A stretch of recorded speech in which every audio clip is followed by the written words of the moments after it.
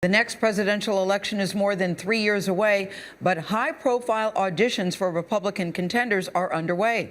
They're taking place at this week's Conservative Political Action Conference, CPAC, but two of the GOP's brightest stars are nowhere to be seen. Chip Reed is in Washington with that story. Chip, good morning.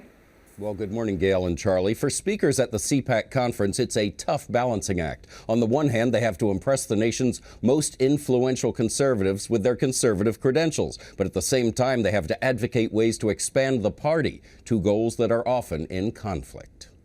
41-year-old Florida Senator Marco Rubio tried to win over the nation's conservative leaders by reminding them of his positions on social issues like abortion. Science has proven that life begins at conception. And same-sex marriage. Just because I believe that states should have the right to define marriage in a traditional way does not make me a bigot. But he did not even mention his signature issue, comprehensive immigration reform, a position that's deeply unpopular among conservatives. Kentucky Senator Rand Paul took a very different tack, stressing his libertarian beliefs and his appeal to young voters. Ask the Facebook generation whether we should put a kid in jail for the nonviolent crime of drug use, and you'll hear a resounding no.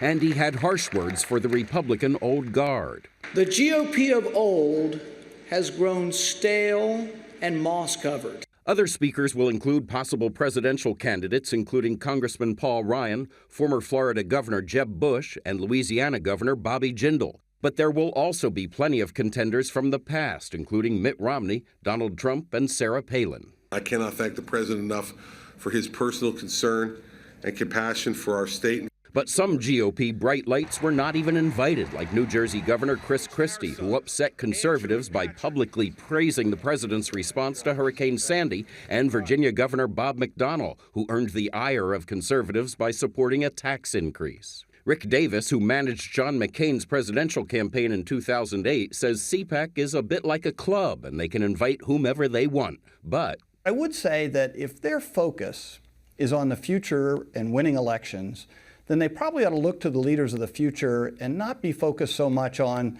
sort of the heroes in their minds of the past.